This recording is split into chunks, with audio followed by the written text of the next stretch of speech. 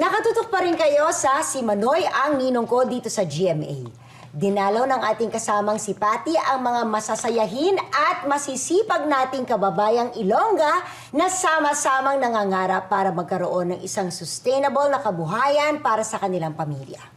Let's watch this.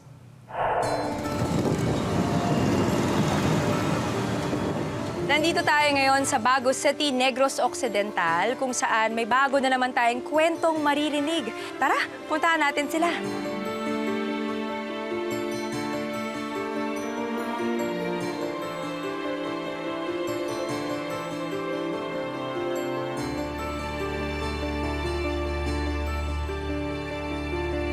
Larawan ng katatagan, kasipagan, maging ng kabayanihan. Sila ang mga kababaihan na patuloy na nagsusumikap para itaguyod hindi lang ang kanilang pamilya, kundi ang buong bansa.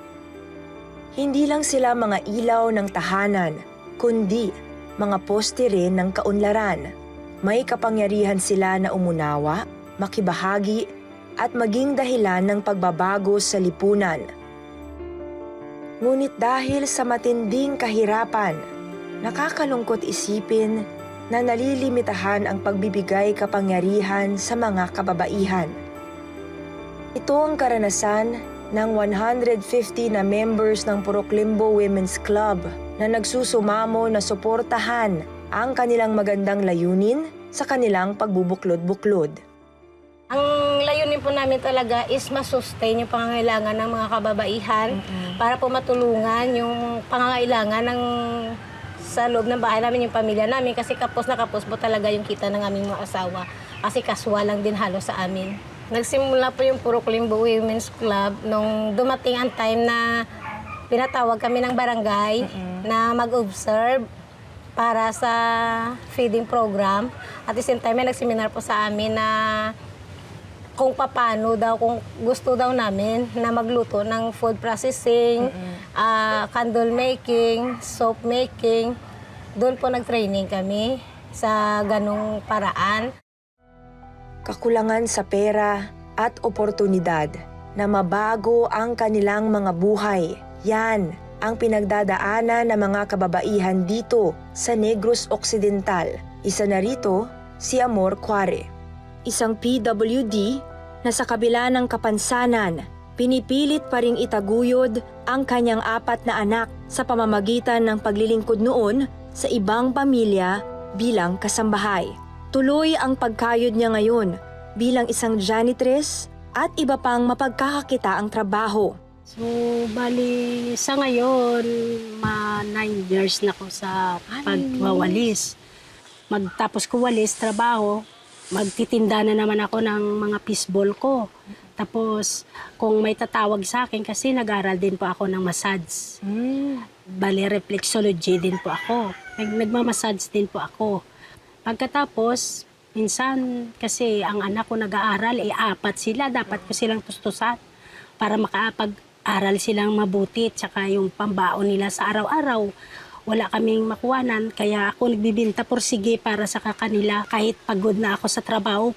Tapos minsan tatawagin ako maglalaba or maglalaba, sabi, tinatanggap ko na lang kahit pagod kasi sayang man kasayang pa yung pera para bigay ko lahat sa anak ko para mayroon silang pambaon sa araw-araw. Saan po kayo kumukuha ng lakas, Nay? Siyempre sa Panginoon, lalo-lalo sa Panginoon, dahil may pagkapansanan ako, ma'am. Tapos sa mga anak ko para makatapos sila, matulungan ko nila. Kasi pinaintindi ko sa mga anak ko na mayroon kapansanan ang ina nila. Dapat makatapos sila sa pag-aral. Bukod kay Amor, nangangarap din ang labanderang si Rosaline na isa ring street sweeper na maiahon sa kahirapan ang kanyang pamilya. Ikaw ba nakapagtapos ka nung high school o college? Nakatapos pa ako ng high school, nag-college rin po ako. Pero hindi ko po nakuha yung diploma ko kasi yung OJT ko po, hindi ko po natapos. Noon nanghihinayang po ako kasi hindi ko nakuha yung diploma, hindi ako nakapagtrabaho ng maayos. Pero ngayon po, sinusubukan ko po nga na magtrabaho para sa mga anak ko po. Sinasabi ko po sa sarili ko, kakayanin ko to para balang araw gusto ko po makaahon rin kami sa hirap ng buhay. Eh ano po ba ang kakaibahan sa lasa na lang? Yung longganisa namin kasi pagmamahal. Yun. Timpla ng pagmamahal. Timpla ng Heart, para mas masarap. Dun po sa ideya niyo po na longganisa, sa tingin niyo po ba magiging successful pag natuloy-tuloy po ang paggawa ng longganisa dito po sa grupo ninyo? Abangan natin yan sa pagbabalik ng Si Manoy, ang ninong ko. Ikaw ako, kayang ipanalo. Winner tayo lahat.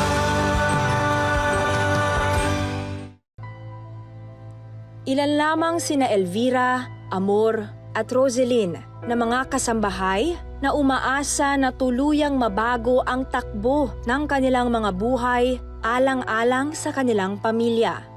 Pero paano nila ito matutupad kung patong-patong ang mga suliranin na hinaharap nila?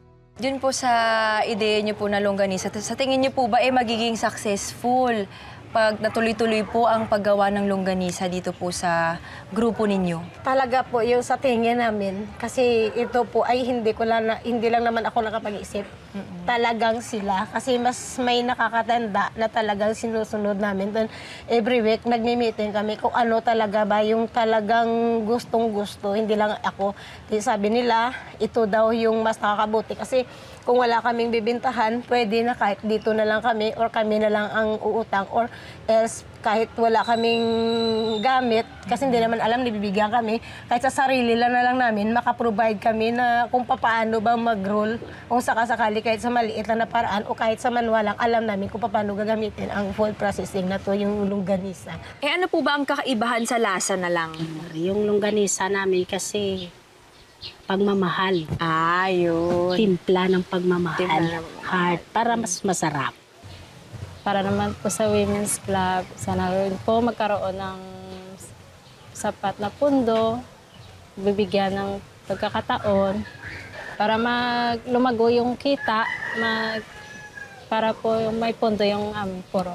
Hindi matatawaran ang ginagampanan nina Elvira, Amor, Roselyn at ang lahat ng mga kababaihang Pilipino sa pagbuo ng ating bansa, kung kaya't nararapat lang na mas mapahalagahan pa sila at mas bigyan ng pagkilala. Nasasadlak man sa kahirapan, pilit silang bumabangon para makiisa sa pagbabago upang matamasa ang pantay na karapatan para sa lahat ng kababaihan sa hinaharap. Pero ngayon, sumisigaw sila ng tulong para mabigyan ng pagkakataon para patunayan na kaya nilang magtagumpay at marami pa silang mga kapaki-pakinabang na maaari pang gawin bukod sa pangangamuhan. Bakit po ba deserve na tulungan ang Purok Limbo Women's Club? Regarding sa ganyan, siguro talaga, kasi halos naman kami nagsusumikap na talagang kahit nakita niyo naman, kahit matanda, bata, talagang napupursige, kahit na kanina, gutom na sila na parang talagang excited na makita at matanggap na kung ano mang ang tulong.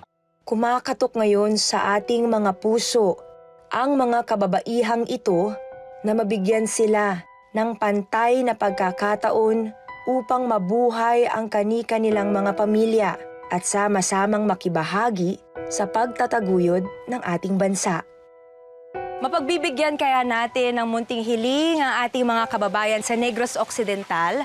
Magiging longganisa queens kaya sila in the future? Daghang salamat sa iyo kasamang Pati sa pagkumusta sa kanila dyan. Kita naman natin na despite their troubles, laban pa rin ang ating mga kababayan dyan sa Negros Occidental. Upang talakayin ang kanilang kaso, we have with us this morning our guest expert na si Marites Saginsin, businesswoman, owner of the Bloom Events and Catering and Pizza Valley Pizza House. Hello, Miss Marites. Ready na ba kayo? Pag-usapan natin yung napanood natin ng mga kababaihan. Ang una kong tanong, gaano ba talaga ka-importante sa isang community, sa isang barangay, sityo, na magkaroon sila ng sustainable livelihood doon? And ano ba ang effect nito sa buong bansa? Jelly, gusto lang nila maliit na negosyo, no? Pero ang mga maliit na negosyo, hindi dapat natin maliitin, no? Kasi ang tawag nga nila sa mga small businesses, backbone of the economy. You'll be surprised to know that 99.5% of the businesses in the country are actually MSMEs, no? Anong ibig sabihin ng MSMEs? Micro, small, and medium enterprises. No? So Okay. these are corporations or companies na ang assets nila are may categories yan. Pag micro enterprise, ang capital nila is less than 3 million pesos. Pag small, it's between 3 million and 15 million pesos. 50 million and above to 100 million, that's medium enterprise. Medium pa rin pala yun? Yeah, Parang so- yung big. So, Parang big money na yun, so di ba? almost all, 99.5%, MSMEs na yun. And their contribution to the economy is 35.7%, no, sa GDP natin. And they employ almost 6 million people. That's more than 60% of the In of fact, the I working, think that number, working yung number kung ano lang yung people. recorded eh. I'm sure ang dami Yes. yung mga Marami hindi pa. recorded. Na, oo. oo, na hindi recorded. Napanood naman natin yung ating mga kababayan dyan sa Negros Occidental. You know, nagtayo sila ng Women's Club. Asosasyon ba matatawag ito? O co-op? Ano ba ito, attorney? Paano ba sila nag-ooperate? At parang association pa lang sila. Hindi mo masasabi silang co-op pa. Kasi ang co-op, that's a defined form of corporation sa Pilipinas. In fact, regulated yan ng Cooperative Development Authority. Ang mga miyembro nun, more or less within the same community or same interest. So, perfect itong mga Kasi they live in the same community. O, ang interest nila is yung mag-livelihood. Livelihood. Bakit importante na maging kooperatiba sila? na actually, hindi man madami- lang yung club sila. Madaming... Mas maraming ma-access ng mga pondo, mga tulong, assistance ganun sa po ba gobyerno. yun? Yes. Ito sila, no, may mga kasambahay dito. Ito yung nakita na Yes. nalaman ko. No? Yes. Ito yung nakakabilib dito. No? Na, At gusto pa rin nila na hindi magpursige. lang sila talaga na huminto doon. No? Talagang yun, naghahanap ng paraan, no? Para umudlan. Pag gusto may paraan. Yeah. May question ako. Usually, ang maraming Pilipino, pag gusto mong bukas ng negosyo, pagkaya ng unang iniisip, bakit ang food business sobrang attractive sa mga tao? Actually, syempre naman lahat ng tao is kumakain. So that's one thing na lahat talaga market mo. So medyo madali siya. So ang challenge lang is syempre when it comes to food business, so katulad nga ng sinasabi nila, it's perishable. So meron kang dapat pupuntahan eventually, kaya nga they use the longganisa. Medyo yung longevity niya is medyo matagal, so mas insecure. I think yun ang gusto nila eh. Security rin. Hindi masasayang. Masasayang agad. Siguradong mas na-empower hindi lang ang mga taga-Purok Limbo, kundi pati ang mga nakatutok na kababaihan sa atin ngayon dahil sa discussion natin. Salamat syempre experts. Salamat sa inyong mga input. And of course, Manoy Wilbert, ang mga inaabangang solusyon at aksyon sa mga hiling at hinaing ng ating mga kababayan. Susunod na yan sa pagbabalik ng Si Manoy ang Ninong Ko. Ikaw ako, kaya ipanalo. Winner tayo lahat. O ngayon, punta naman tayo sa Bago City, Negros Occidental. Ano ang masasuggest kaya ng ating mga experts? Umpisahan ko naman sa iyo, Attorney Patricia. O sige, una yung pag-organize nila. Okay, Women's Club. Kasi di na problema yung kanilang yung motivation and passion. They have it.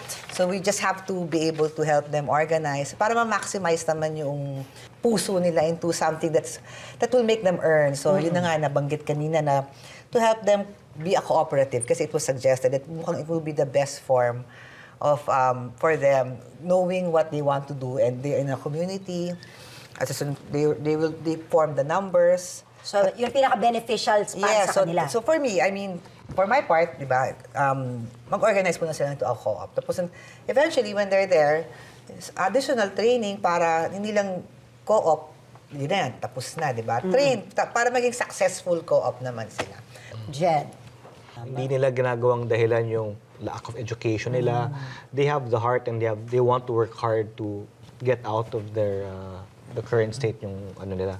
So, kuya, gusto nila ng negosyo, tulungan natin, bigyan natin ng kapital, tulungan natin with equipment para magamit naman yung motivation nila at ma-funnel into something which will really help them earn yung tamang kita na makapag-provide sila para sa mga pamilya nila. Ano ang final say ni Manoy Wilbert? Well, dito sa grupo na to, no, nakita na natin yung kanilang passion, no. Yung gusto talaga nilang umunlad, umasenso, kaya nga po sila nagsama-sama. No. Una, short term, tulungan natin sila, no. We'll send somebody to help them. Tingnan natin, no, kung meron ba talagang tumutulong na sa kanila para ma-organize formally, whether it be cooperative, association, or korporasyon, no, kung ano po yung dapat sa kanila talaga. No? Siguro yun ang una-una natin gawin para ma-formalize yung kanila pong samahan. No? Kasi ito po, negosyo po ito in the long run. Pag meron pong hindi malinaw, no, yan po ang kadalasan simula ng hindi pagkakaintindihan. No? Of course, after that, yung po kanila pong internal management kung paano po ang magiging setup. No? Gabayan natin, alalayan. Ako mismo aalalayan natin kung paano po, sino ang officer niyan, sinong officer, kung paano po ito gagawin. No? Galing po ako dyan, dinaanan ko Ang lahat hirap yan. nito. No? So, sino ang magiging officers niyan, paano po ang patakbo niyan, sino yung sa production, sino yung sa accounting, sino yung treasurer. Marami pong dapat gawin dyan. No? So, yun po ang hands-on talaga. yan ang pinakauna dyan. No? Yan ang pinakauna. Lalo na po, ang dami nila, 150 po sila.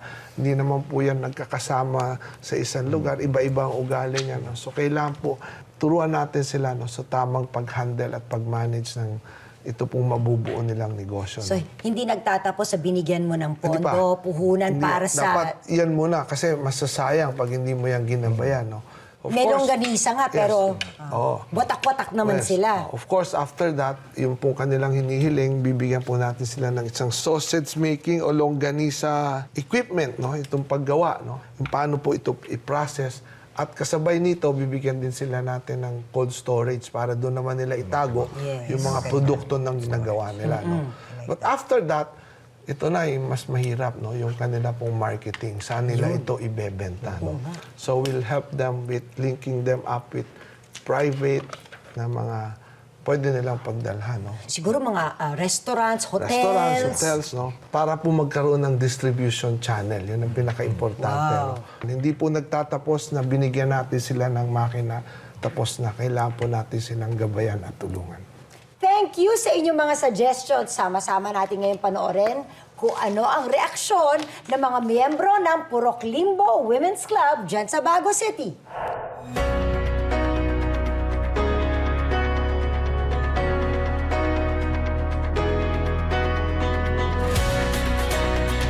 Ayan, ma'am, sa inyong lahat po, base po, Ma'am Elvira, sa pag-uusap natin kanina, tsaka yung pag-interview, nabanggit nyo nga po na lahat kayo ay gumagawa ng longganisa. Gusto namin mas mapahaba ang negosyo nyo at mas umunlad. Ma'am Elvira, lahat kayo, excited na po ba? Yes!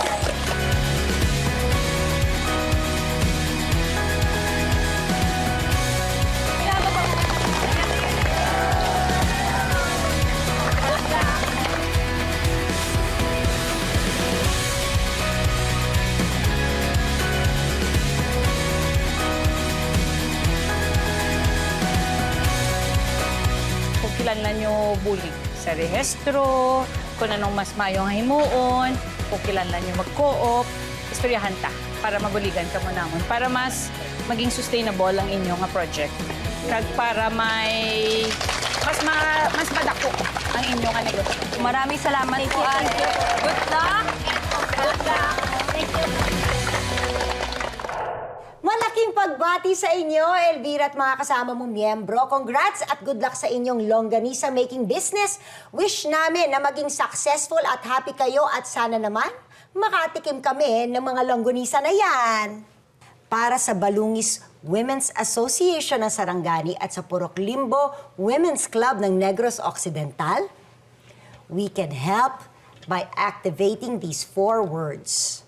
Love local, buy local. Yes, anumang produkto na yari sa ating bansa at gawa ng ating mga kababayan tulad ng hand-woven fabrics, longganisa at kung ano-ano pa. Suportahan natin. Tangkilikin natin. I-promote natin sa social media at ipagmalaki natin na ito ay proudly Filipino-made. At para naman sa makabuluhang aral at payo sa atin, Eto na ang ninong ng lahat. Pakinggan natin si Manoy Wilbert. Well, Jerry, no, turo sa atin ng Panginoon na tumulong sa nangangailangan. No? So, yan ang pinaka-importante. No? Yung sabi nga, no, yung kamakailan, no, punta ako sa isang birthday, sabi nga, no, yung blessing sa'yo, useless kung hindi ka pwedeng maging blessing sa iba. No? So, yan po ang ating pong ginagawa. Sana magsilbi po ito na ating programa na inspirasyon para sa iba, yung makakita po, yung mga may puso na gusto rin pong tumulong. Sana po itong ating programa ay makapaghikayat sa kanila na tumulong din sa ating pong mga kababayang nangangailangan. Ikaw, ako, tayong lahat, pag nagdamayan at nagmalasakit sa kapwa, walang pagsubok na hindi kakayanin, panalo ang sambayan ng Pilipino, winner tayo lahat.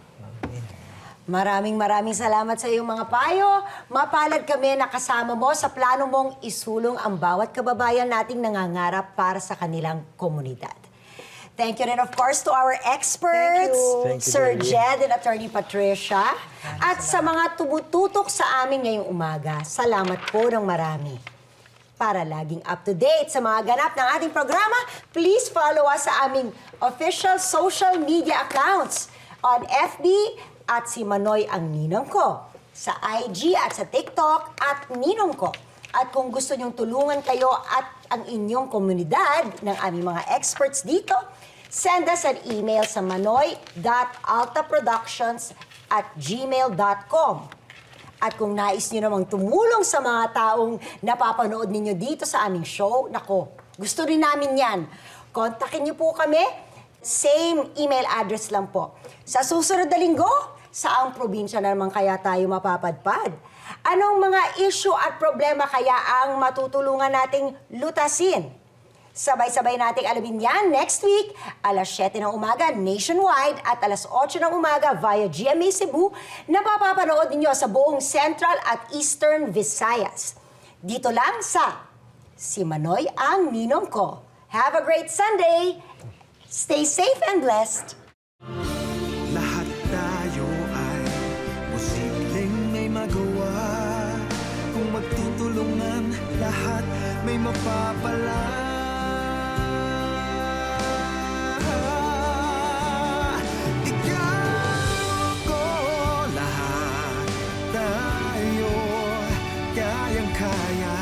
Ipanalo kung dadamay bawat isa, ikaw, ako, gaganda itong ating buhay.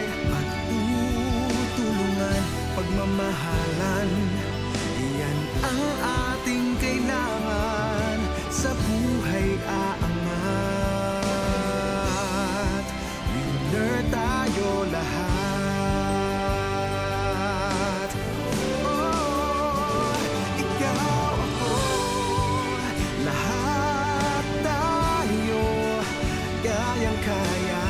Ipanalo kung dadamay bawat isa, ikaw, ako, gaganda itong ating buhay. Magtutulungan, pagmamahalan, iyan ang ating kailangan sa buhay